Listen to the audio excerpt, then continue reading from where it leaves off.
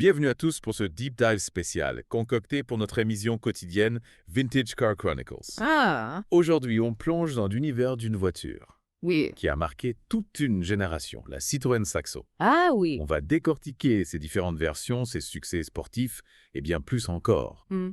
Accrochez-vous, on vous emmène faire un tour dans l'univers de cette petite bombe française. La Saxo, une voiture mythique Ah oui, c'est clair. qui rappelle des souvenirs à beaucoup d'entre nous, j'en suis sûre. Absolument. On a rassemblé des articles, des infos Wikipédia Hmm. et même des analyses historiques pour vous offrir une vue d'ensemble complète. Parfait. Alors pour commencer, Hmm. on va remonter aux origines, à la naissance de la Saxo. D'accord? Elle débarque en 1996 Oui. pour remplacer la Citroën AX. Tout à fait. Et c'est Donato Cocco qui l'a dessinée. Rien que ça. Ah oui, un grand nom du design automobile. Exactement. Il a vraiment donné à la Saxo un look moderne et dynamique pour l'époque. Oui, et ce qui est intéressant, c'est qu'elle partage pas mal de composants avec sa cousine de chez Peugeot, la 106. Oui, c'était une stratégie de PSA à l'époque pour optimiser les coûts de production. Ah oui, je vois.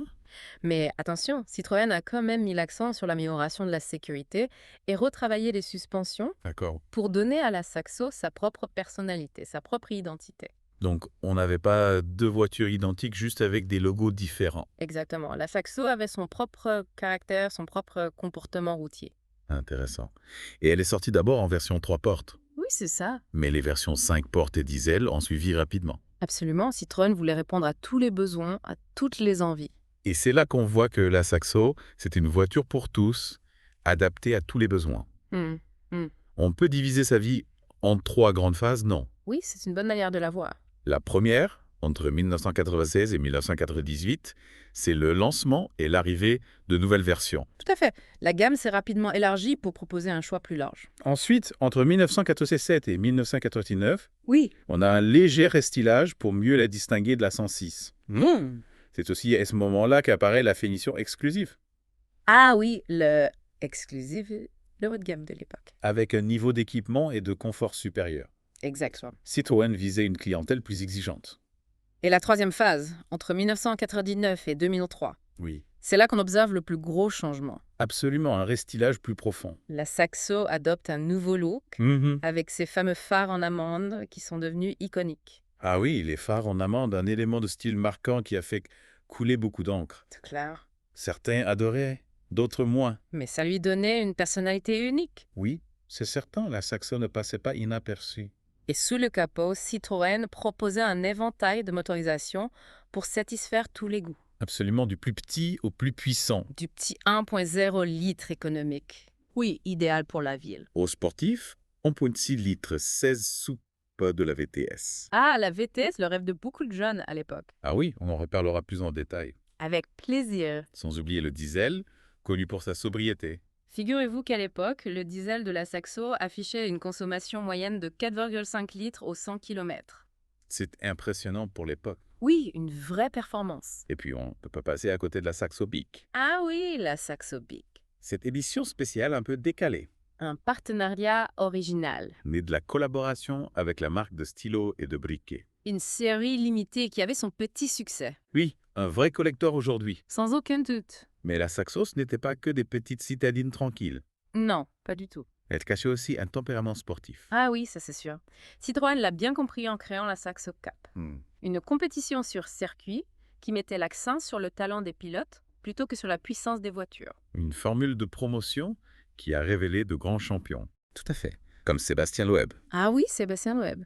et Daniel Sola, qui ont tous les deux remporté le championnat du monde des rallyes juniors au volant d'une Saxo S1100. Exactement, ils ont fait leur début dans cette coupe. Absolument. La Saxo a joué un rôle clé dans l'émergence de ses talents. Il y avait aussi la Saxo Kit Car et la Super 1100 engagées en championnat de France des rallyes Oui, et en championnat du monde junior. la Saxo a vraiment brillé sur tous les terrains. C'est clair. On va en parler plus en détail un peu plus tard. Ouais. Mais avant de passer à la suite, je me demandais, qu'est-ce qui a fait le succès de la Saxo selon vous? Qu'est-ce qui a séduit autant de monde? Je pense que c'est un savant mélange de plusieurs facteurs. Mhm. Son design d'abord, qui est à la fois moderne et dynamique. Oui, elle avait une allure sportive. Ensuite, sa fiabilité, qui en a fait une voiture appréciée au quotidien. Une voiture solide, sans gros problèmes. Exactement. Et puis bien sûr, son côté sportif, incarnée par la VTS, qui a séduit les amateurs de sensations fortes. C'est vrai, elle avait un petit côté rebelle. Oui, et n'oublions pas son prix abordable qui l'a rendu accessible à un large public. Exactement. La Saxo était vraiment une voiture pour tous. Tout à fait, elle a su conquérir le cœur de beaucoup de monde. On va maintenant plonger un peu plus dans les détails de ces différentes versions. Avec plaisir. On commence par la Saxo VTS, la star des petites sportives. Ah oui, la VTS, une légende. Accessible, performante. Elle a conquis le cœur de nombreux passionnés. Mais avant de rentrer dans les détails de la VTS, j'aimerais qu'on parle un peu plus des différentes phases de la Saxo et des modifications qui ont été apportées au fil des ans. D'accord, avec plaisir. Par exemple, pour la deuxième phase, entre 1987 et 1989, Oui. Vous avez parlé d'un léger restylage. C'est ça. Concrètement, qu'est-ce qui a changé? Alors, esthétiquement, les changements étaient subtils. La calandre a été légèrement redessinée. D'accord. Les feux arrière ont été modifiés et on a vu apparaître de nouvelles jantes. Des petites touches par-ci, par-là. Exactement. Mais le plus important, Oui. c'est que Citroën a profité de cette phase pour introduire la finition exclusive à rang, Ah oui, la Saxo exclusive, qui offrait un niveau d'équipement plus haut de gamme. avec sa sellerie en velours et ses inserts en bois. Oui, c'est ça. On est loin de l'image de la petite sportive dépouillée. C'est vrai, Citroën voulait montrer que la Saxo pouvait aussi être une voiture confortable et élégante. Et puis, il y a eu une autre nouveauté importante pendant cette phase, Ah oui, l'arrivée de la Saxo électrique. Ah oui, la Saxo Electrica, une vraie pionnière à l'époque. Tout à fait. Citroën était déjà précurseur en matière de mobilité électrique. Mais est-ce qu'elle a vraiment rencontré le succès? Disons que c'était une initiative audacieuse, mais les performances et l'autonomie étaient encore limitées. Oui, la technologie des batteries n'était pas aussi avancée qu'aujourd'hui. Exactement, c'était les débuts de la voiture électrique. C'est intéressant de voir comment les choses ont évolué depuis. Oui, c'est fascinant. Et puis, il y a eu la Saxo Bic, cette série spéciale orange vif. Ah oui, la Saxo Bic, une voiture qui ne passait pas inaperçue. C'était une stratégie marketing plutôt originale, non? Oui, Citroën voulait toucher un public plus jeune et s'associer à une marque populaire. Je comprends pas. La Saxo Bic, avec ses logos et ses couleurs flashy, c'était une manière de se démarquer. Oui, et ça a plutôt bien fonctionné. Absolument. Et puis, il y a eu la troisième phase, entre 1989 et 2003, Oui, avec le grand restylage et les fameux phares en amande. c'est ça. C'est à ce moment-là que la Saxo a vraiment adopté son look le plus emblématique. Tout à fait.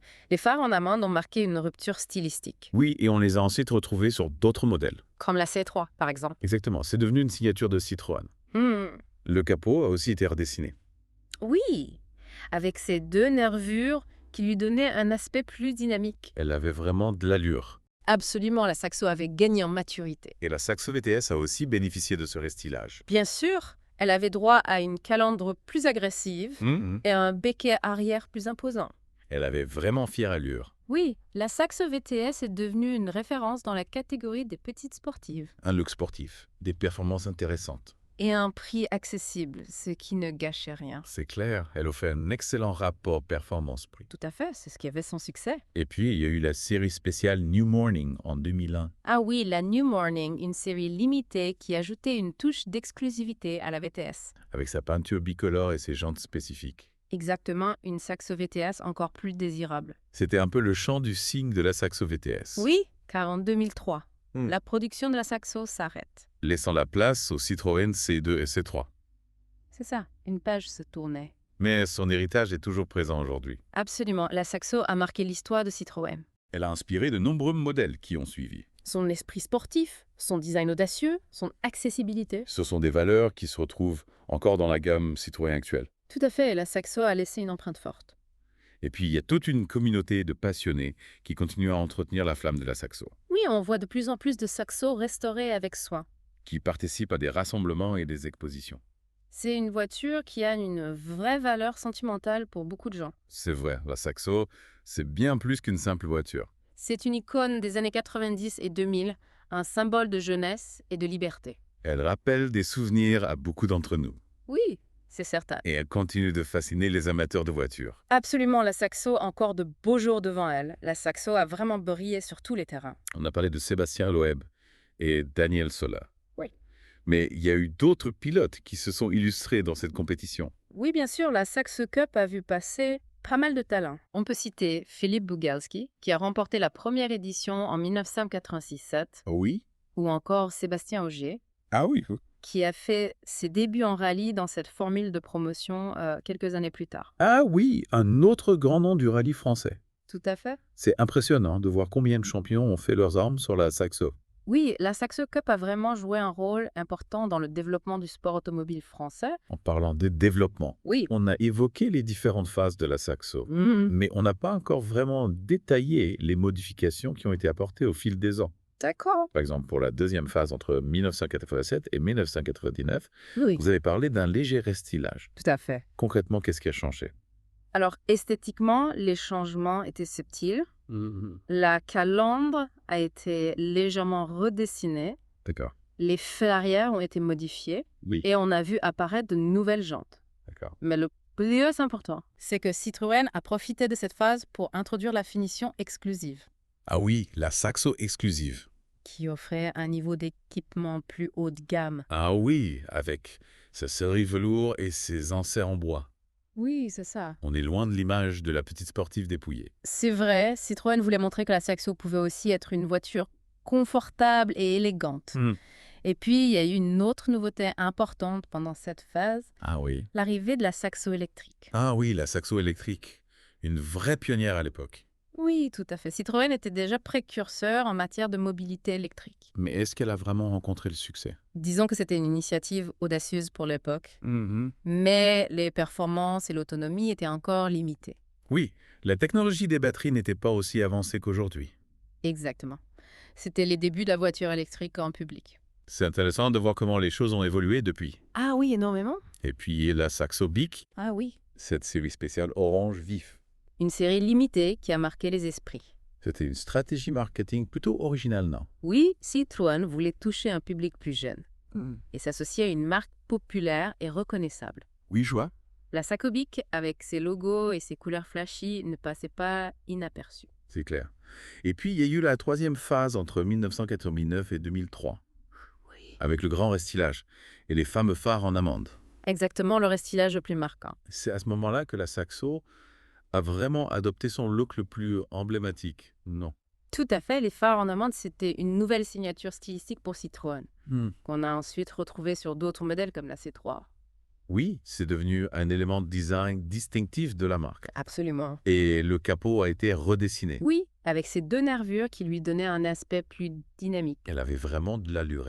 Oui, la Saxo avait gagné en maturité et en prestance. Et la Saxo VTS a aussi bénéficié de ce restylage. Bien sûr, avec une calandre plus agressive et un becquet arrière plus imposant. Elle avait vraiment fière allure. La Saxo VTS est devenue une référence dans la catégorie des petites sportives. Un look sportif, des performances intéressantes. Et un prix accessible, ce qui ne gâchait rien. C'est clair. Elle offrait un excellent rapport performance-prix. Tout à fait, c'est ce qui a fait son succès.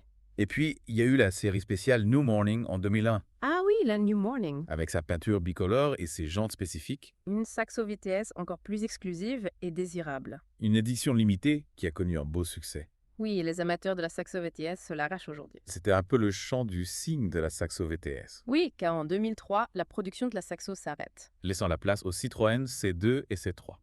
Une page se tournait pour Citroën.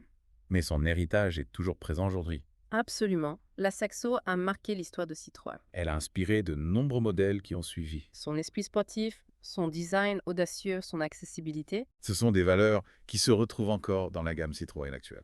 Tout à fait, la Saxo a laissé une empreinte forte sur la marque. Et puis, il y a toute une communauté de passionnés qui continuent à entretenir la flamme de la Saxo. Oui, on voit de plus en plus de Saxo restaurés, avec soin, qui participent à des rassemblements et des expositions. C'est une voiture qui a une vraie valeur sentimentale pour beaucoup de gens.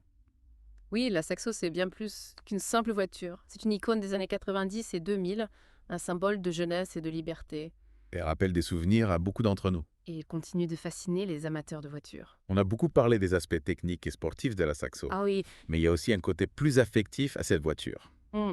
Qu'est-ce que vous diriez à quelqu'un qui n'a jamais conduit de Saxo pour lui donner envie de s'installer derrière le volant? Je dirais que c'est une voiture qui procure beaucoup de plaisir de conduite, Elle est agile, légère, réactive. On a vraiment l'impression de faire corps avec la machine. On sent la passion dans votre voix. C'est vrai, la Saxo, c'est une voiture qui me tient à cœur. Elle représente une certaine époque, un certain esprit. C'était une voiture simple, sans fioriture, mais qui avait du caractère. Et aujourd'hui, quelle serait la place de la Saxo dans le paysage automobile? C'est une question intéressante. Je pense qu'elle aurait encore sa place. Le marché des petites voitures est toujours dynamique et les clients sont toujours à la recherche de modèles à la fois pratiques, économiques et agréables à conduire. La Saxo avec son ADN sportif et son prix accessible aurait sans doute de quoi séduire. Mais le marché a bien évolué depuis la disparition de la Saxo. Oui, c'est vrai. La concurrence est plus rude et les exigences des clients sont plus élevées. C'est vrai, mais je pense que Citroën pourrait s'inspirer de la Saxo pour créer une nouvelle petite sportive qui viendrait concurrencer les Renault Clio RS et Peugeot 208 GT. Ce sera un beau retour aux sources. Oui, et je suis sûre que les fans de la Saxo seraient ravis de voir un modèle qui reprendrait son esprit. On peut toujours rêver. Mais en attendant, la Saxo continue de vivre dans le cœur de ses fans et elle restera à jamais une icône de l'automobile française. Absolument, la Saxo, c'est une légende. Et c'est sur ces belles paroles qu'on va conclure cette deuxième partie de notre Deep Dive consacrée à la Citroën Saxo. On se retrouve très bientôt pour la troisième et dernière partie. On parlera de la Saxo dans la culture populaire et on répondra à la question de nos auditeurs sur sa place dans le paysage automobile actuel. Restez avec nous. De retour pour la troisième et dernière partie de notre Deep Dive sur la Citroën Saxo. On a exploré ses versions, ses performances, son succès en compétition. Mais la Saxo, c'est bien plus qu'une simple voiture. Tout à fait. C'est une voiture qui a marqué la culture populaire. Ah oui, ça c'est sûr. Elle est apparue dans de nombreux films, séries, clips musicaux. Elle est devenue une figure familière du paysage audiovisuel. Absolument, elle a fait quelques apparitions remarquées. Par exemple, je me souviens de cette scène culte dans le film Taxi 2, Ah oui, Taxi 2. où la Saxo se transforme en véritable bolide. Cette scène est mythique, avec toutes ces modifications improbables. C'était un clin d'œil amusant à la Saxo VTS et à son potentiel sportif. Oui, et ça a contribué à renforcer son image de petite sportive. Et puis, il y a eu toutes ces publicités qui ont contribué à forger l'image de la Saxo. Ah oui, les pubs. Je pense notamment à cette publicité où une Saxo traverse un champ de tournesol, une image de liberté et de joie de vivre qui correspondait parfaitement à l'esprit de la voiture. Oui, cette publicité a vraiment marqué les esprits, avec sa musique entraînante et ses couleurs vives. C'est vrai, elle donnait envie de prendre le volant et de partir à l'aventure. Exactement. La Saxo, c'était la voiture de la liberté de la jeunesse. La Saxo, c'était vraiment une voiture qui s'adressait à tous, et ça se ressentait dans sa communication. Citroën a su créer un véritable univers autour de la Saxo. Un univers jeune, dynamique, accessible. Et cet univers a séduit beaucoup de monde. Oh oui, énormément. La Saxo a été un véritable phénomène de société. Une voiture qui a marqué toute une génération. C'est vrai, elle est devenue une icône des années 90 et 2000. Une voiture qui représente une époque où les voitures étaient plus simples, plus abordables, plus fun. Absolument, on avait l'impression que tout était possible. Et aujourd'hui encore, la Saxo a ses fans Oui. et ses collectionneurs. De plus en plus nombreux d'ailleurs. On voit de plus en plus de Saxo restaurés avec passion, qui participent à des rassemblements et des expositions. C'est la preuve que cette voiture a une place particulière dans le cœur des passionnés. C'est vrai, la Saxo, c'est bien plus qu'une simple voiture. C'est une Madeleine de Proust pour beaucoup d'entre nous. Exactement. Elle nous rappelle notre jeunesse, nos premières virées entre amis, nos premiers émois et automobiles. Et c'est ce qui fait la beauté des voitures, n'est-ce pas? Oui, tout à fait. Elles ne sont pas que des machines. Elles sont aussi des vecteurs d'émotions et de souvenirs. Elles racontent des histoires et nous accompagnent dans nos vies. Et la Saxo, avec son histoire riche et son caractère bien trempé, a su toucher le cœur de nombreux passionnés. C'est une voiture qui a laissé une trace indélébile dans l'histoire de l'automobile.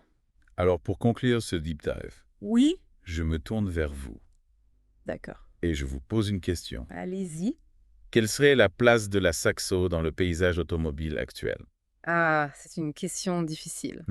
Le marché a beaucoup évolué depuis la disparition de la Saxo. C'est vrai. Les voitures sont devenues plus complexes, plus technologiques, plus aseptisées aussi. On a parfois l'impression de conduire des ordinateurs sur roues.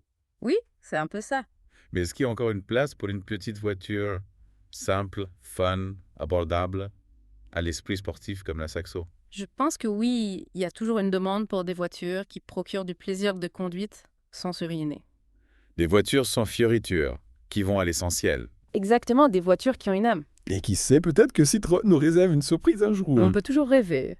En tout cas, merci à vous d'avoir partagé votre expertise sur la Saxo. Merci à vous pour l'invitation. C'était un plaisir de retracer l'histoire de cette petite voiture qui a marqué son époque. Le plaisir était partagé. Et merci à vous, chers auditeurs, de nous avoir suivis dans ce deep dive spécial concocté pour Vintage Car Chronicles. On espère que vous avez apprécié ce voyage dans le temps et que vous avez appris des choses sur cette petite bombe française. N'oubliez pas que Vintage Car Chronicles, c'est tous les jours pour votre dose quotidienne d'infos et d'histoires automobiles. À très bientôt pour de nouvelles aventures.